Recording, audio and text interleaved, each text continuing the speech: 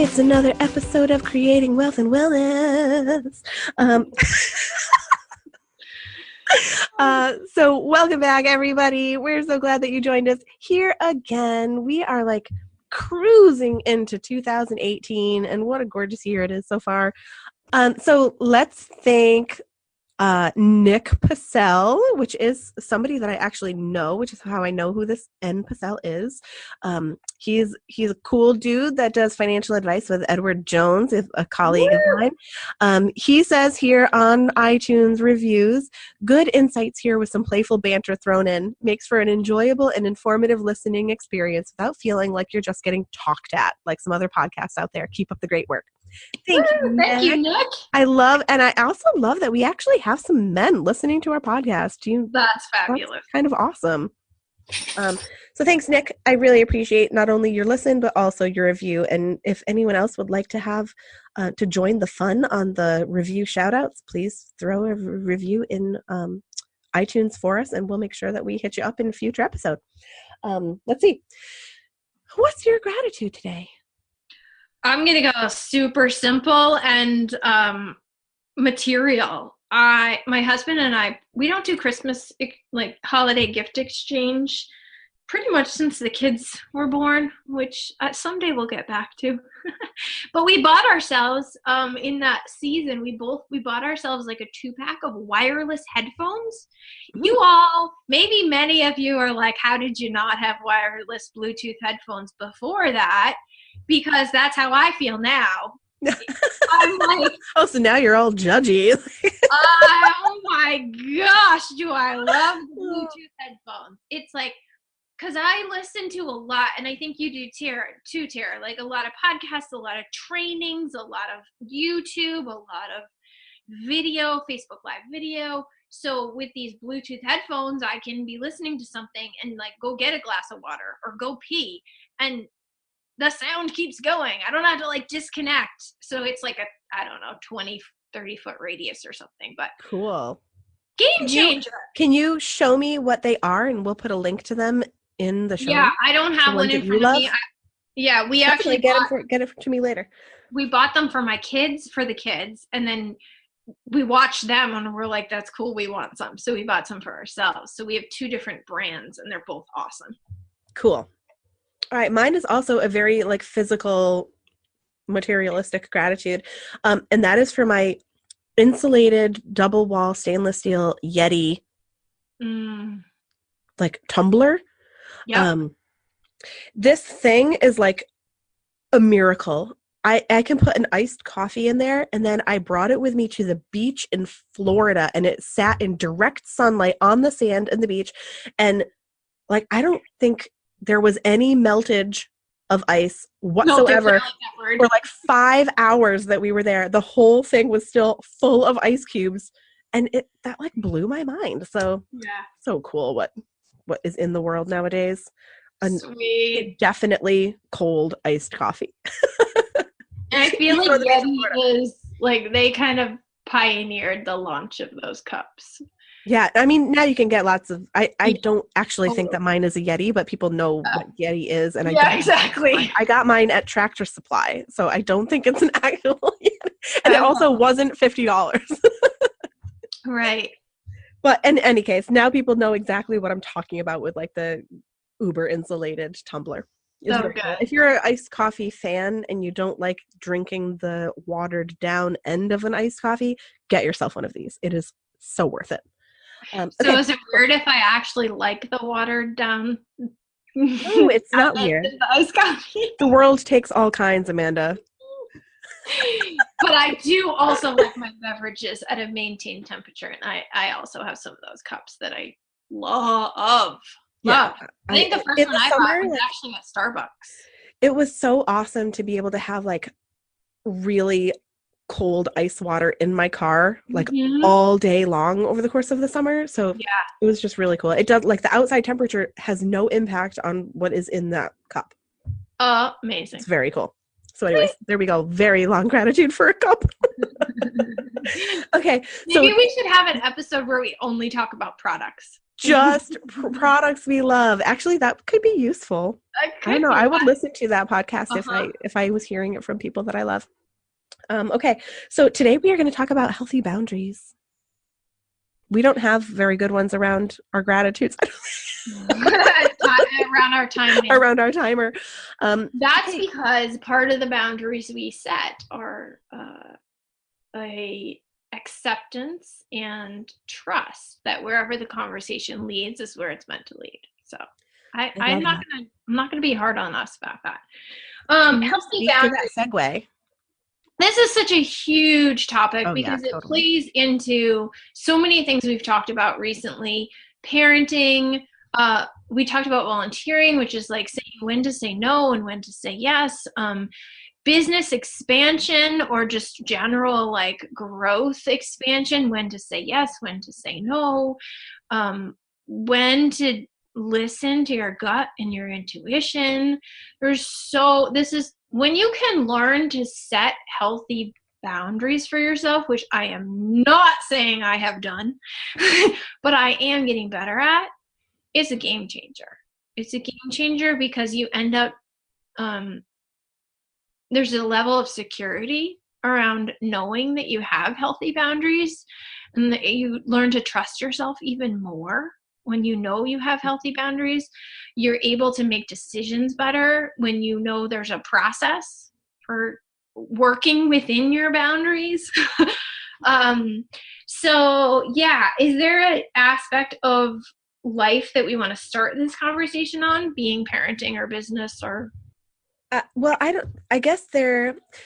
so you are a Brooke Castillo fan as well as I. Yeah. And if people haven't listened to her podcast, like she is one of the most wise human beings in the personal development and like personal awesomization thing. But the way she speaks to boundaries is the favorite that I've ever heard in my life, and I can never recreate it when I'm trying to. But there to me is like such a difference between the way I used to understand boundaries, which was like, here is what I will allow that person to do to me, and it felt very like it was totally expectation based on their behavior. Yeah. And like, so it was a control method of like me trying to control what I will allow someone else to do. And it was thanks to Brooke Castillo that completely shifted that idea of what boundaries actually are. And I wish I should have looked up what she says before we even started this episode, but I actually can't recall, but essentially it's that when you learn your own personal boundaries with things, nothing or no one, right? Like no situation can happen to you. No person can invade your space. Mm-hmm. External factors have nothing to do with your result, right? Like your outcome. When you know your own boundaries, you don't allow other people or things to impact your life in a way that throws you off kilter, gets you completely stressed out, or sends you into a tizzy, or leaves you frustrated and confused. Now, you might have none of those feelings are wrong.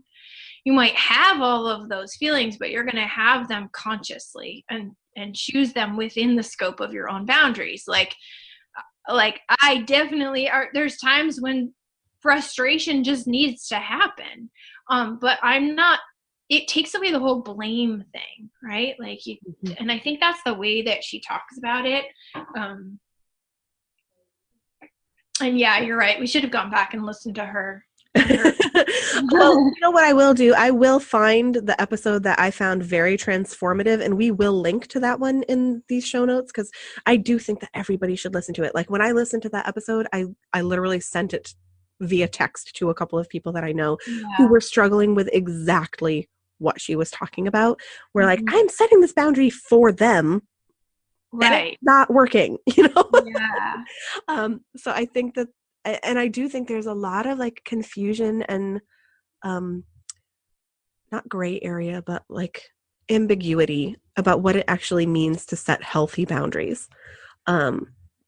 Another person that does really awesome work around boundaries is Brené Brown. Mm.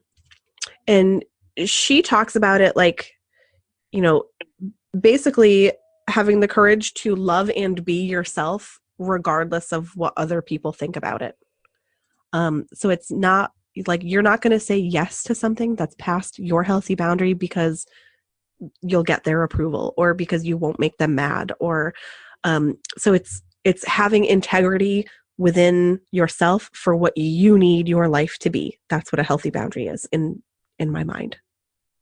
Does that I make sense? agree 100%. And as per usual, Miss Amanda comes back to the why. But it's still, this is why it's so important to me. I mean, it's just like such a factor in like where we set our lives and how we let things affect us and how we make choices and how we live intentionally. But maybe what would be most helpful to the listeners is like finding some places in which we would find ourselves in a situation where we put our boundaries into action, right? Some things that might come into our life where we choose to remind ourselves what our boundaries are, right? And notice I didn't say like we choose to set boundaries. Mm-hmm. We remind ourselves what our boundaries are so that we can make a decision. Because setting, and when it comes to I, as mentioned many, many times, entering the world of parenting teens. Mm-hmm. And boundaries is such an issue here because when we have clear boundaries, other people respond better to us and we respond better to others and we respond better to ourselves. And parenting is a great place to look at it because kids do need boundaries, but it's different than having rules. Mm-hmm. Don't you think? Like, and that's like a good distinction. Like setting boundaries are different than setting rules. Both are important, but they're different. And understanding how they're different can have a really big impact on the outcome. Okay, so let's speak a little bit more to that. How are they different? Like a rule might be, let's talk about a rule I would like to institute in my house and have not yet done.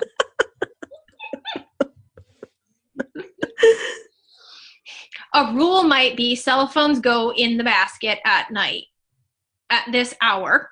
Mm-hmm. Before bed or whatever, like a set time that cell phones remain in a certain place. And that's just a rule. It's just like how it is.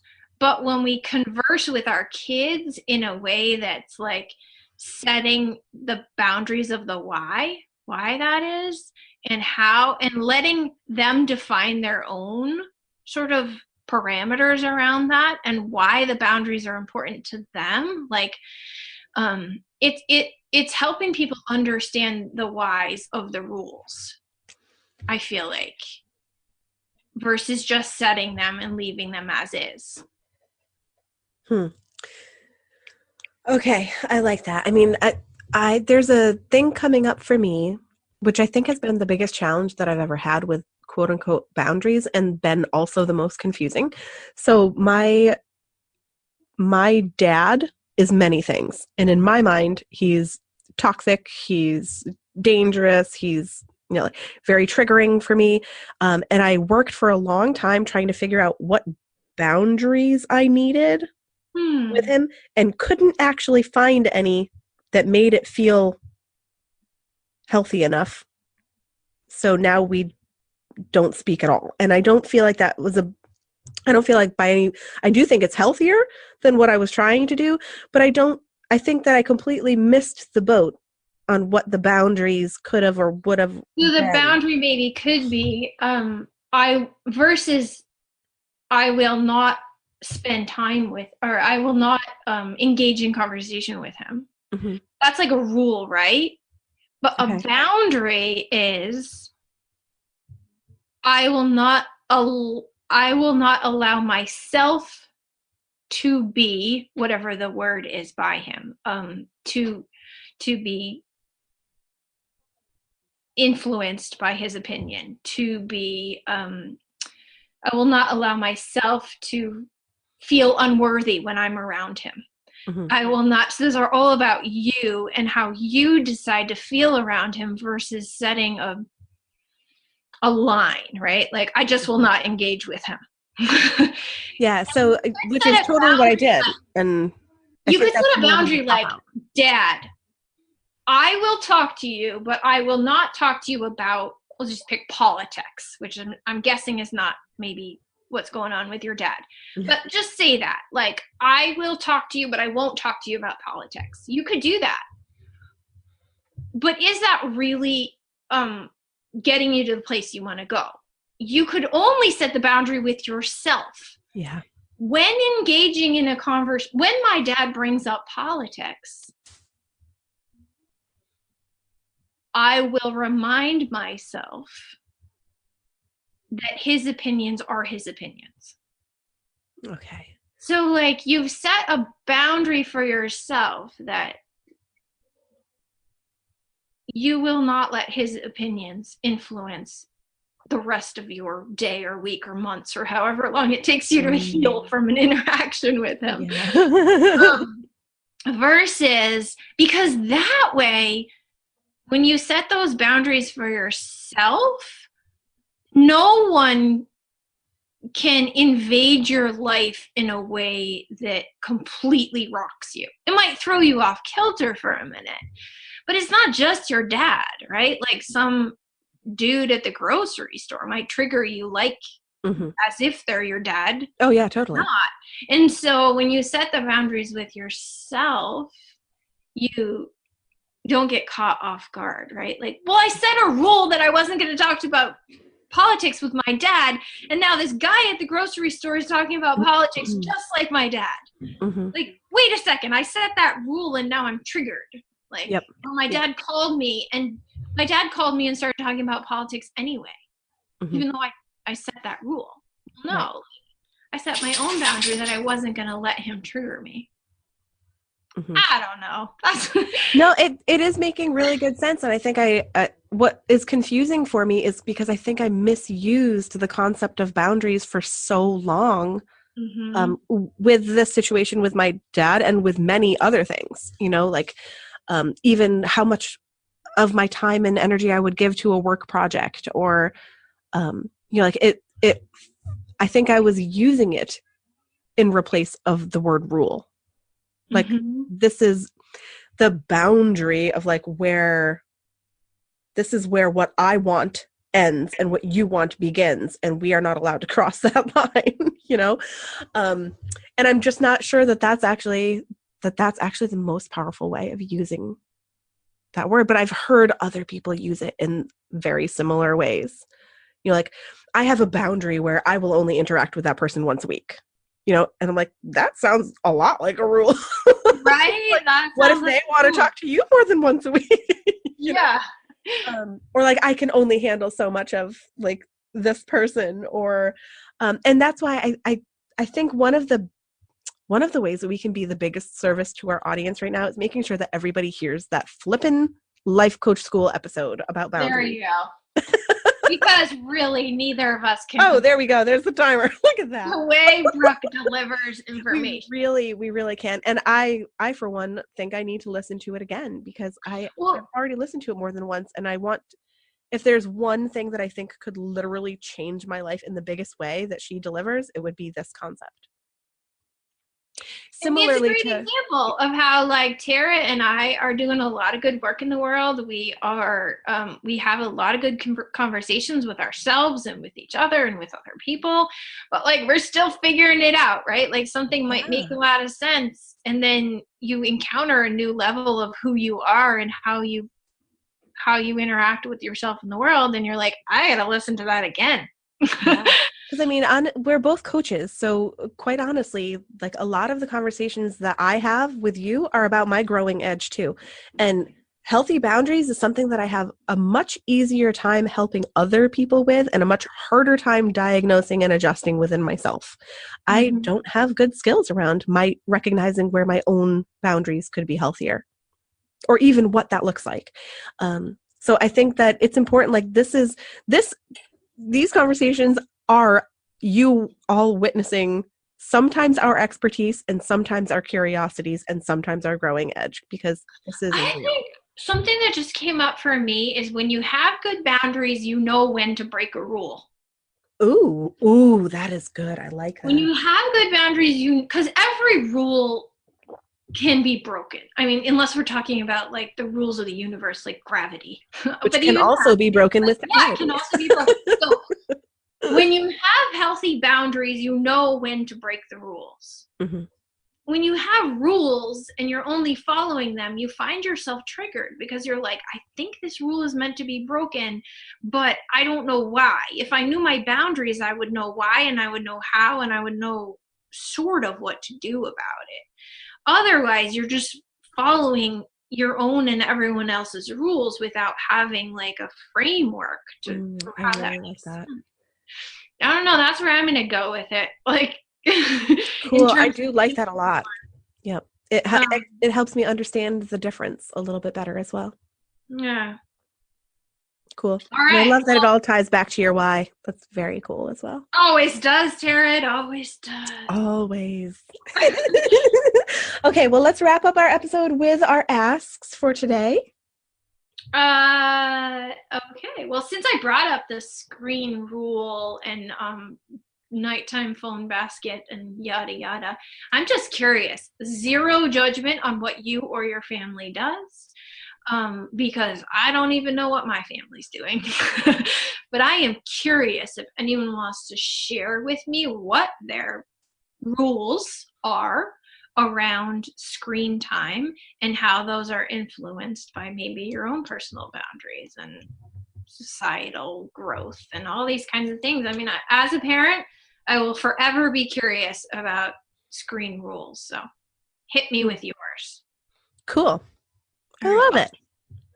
Okay, so my ask is really, really localized, but I'm going to put it out there anyway because I always ask for a referral. I live in the Agawam area of Western Massachusetts, which is like right on the northern Connecticut line, and I have to choose a new veterinarian. And I want recommendations. If anybody lives in Northern Connecticut or Western Mass and you have a veterinarian for cats and dogs that you absolutely love, like I'm not looking for a mediocre, like well, yeah, this is one I go to, but I'm ambivalent about it. No, I want like, this is amazing and feels like you're walking into a magical fairy tale land for animals when you walk in. I need to find a new vet for our puppy and our kitten, and I'm getting on the timeline where that's almost shamefully overdue. Can I piggyback with a confession that I am even more shamefully overdue? Because we have had our dog for September, October, 4 months, and she's 7, so she came with a bunch of yeah. So that's not worse. That does not make me feel better because we're I need one too. I need one too. We need to find a really, really, really good one. And I'm willing to travel a bit for the right veterinarian. So if any local listeners to Western Mass, Northern Connecticut, please share your hidden gems. Good one. I like that. Okay. All right. Cool. Amanda, I love you. I'll talk to you next time. Bye-bye.